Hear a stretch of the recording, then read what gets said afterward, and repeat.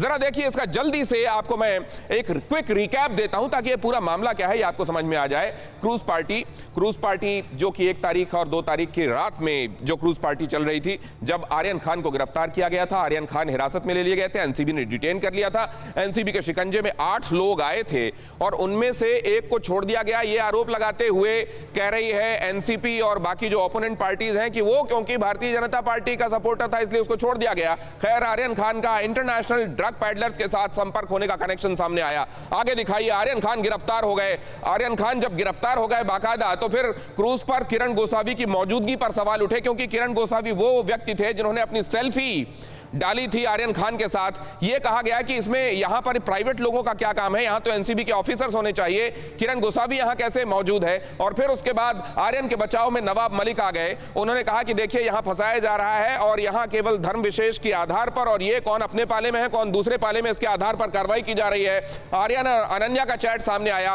अनन्या पांडे चंकी पांडे की बेटी हैं। चंकी पांडे और अनन्या दोनों ही एनसीबी के दफ्तर गए, जहां उनसे पूछताछ हुई, खासतौर से अनन्या से। और अनन्या और सुहाना आपस में फ्रेंड हैं। सुहाना मतलब शाहरुख खान की बेटी, और साथ में आर्यन और अनन्या भी आपस में दोस्त हैं। दोनों के बीच में ड्रग के लेन देन को लेकर चैट हुई थी। एनसीबी की अनन्या से पूछताछ लगातार हुई, कई बार हुई, और समीर वानखेड़े पर वसूली का आरोप इस दौरान। देखिए यहां से ट्विस्ट आता है। यहां तक मामला एक तरफ जा रहा था, बीच में बस ये कहा गया कि केपी गोसावी के वहां मौजूदगी की वजह क्या है, लेकिन यहां से ट्विस्ट आता है। यहां कह दिया जाता है कि समीर वानखेड़े एक्सटॉर्शन रैकेट चलाते हैं। इसके लिए उनकी मालदीव और दुबई वाली फोटो सामने डाली गई और शाहरुख खान से 25 करोड़ की वसूली का आरोप लगा। यहां केपी गोसावी का जो अपना समझ लीजिए निजी सहायक है, उसने ये कहा कि 25 करोड़ रुपए मांगे जा रहे थे, जिसमें 8 करोड़ समीर वानखेड़े को जाना था। आर्यन खान की बेल इस बीच 5 बार रिजेक्ट हो गई। और आज जैसा मैंने आपको बताया, मुकुल रोहतगी ने कहा कि महीना होने आ रहा है, अभी तक इसमें कुछ मिला नहीं है। समीर वानखेड़े पर फर्जी जाति प्रमाण पत्र का आरोप भी लगा दिया गया। अब बात वहां तक पहुंच गई है जहां नवाब मलिक कह रहे हैं कि इन्होंने जब नौकरी पाई उस दौरान अपने आप को अनुसूचित जाति का दिखाया, और अनुसूचित जाति का ये जो प्रमाण पत्र उन्होंने प्रस्तुत किया ये गलत प्रमाण पत्र था। नवाब मलिक वर्सेस समीर वानखेड़े लगातार दिखाई दे रहा है, और एनसीबी ने वानखेड़े पर जांच बिठा दी है। एनसीबी ने विजिलेंस डिपार्टमेंट को यह जांच दे दी है, कहा आप इसकी जांच कीजिए। उधर जो मुंबई पुलिस है वो अलग इस मामले की जांच में लगा दी गई है। आप जानते हैं महाराष्ट्र के कद्दावर मंत्री हैं नवाब मलिक, और अगर वो इसके पीछे पड़े हुए हैं तो सरकार को और वहां के महकमे को पीछे पड़ जाना ये स्वाभाविक समझ में आता है। समीर वानखेड़े इस बीच दिल्ली समन किए गए हैं या वो खुद आए हैं?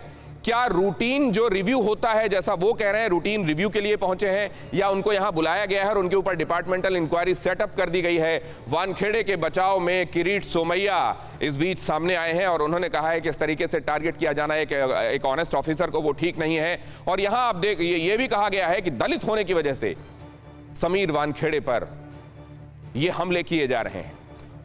कथित एनसीबी अधिकारी की गुमनाम चिट्ठी सामने आई है। यहां पर नवाब मलिक ये कह रहे हैं कि डिपार्टमेंट के ही एक आदमी ने, नारकोटिक्स कंट्रोल ब्यूरो के एक आदमी ने मुझे चिट्ठी लिखी है, गुमनाम चिट्ठी, और उसमें 26 अनियमितताएं उन्होंने उजागर की हैं। और ये अनियमितताएं जब हुई हैं उस समय राकेश अस्थाना डीजी थे, वो ये भी कह रहे हैं इसमें। समीर की पत्नी मीडिया के सामने इस बीच आई हैं, क्रांति रेडकर, जो अब उनकी पत्नी हैं। पहले की पत्नी से जाहिर है आपको मालूम होगा उनका तलाक हो चुका है, और नवाब मलिक के आरोपों को उन्होंने झूठा बताया है, दुराग्रह से प्रेरित बताया है। यह कहानी है अभी तक की।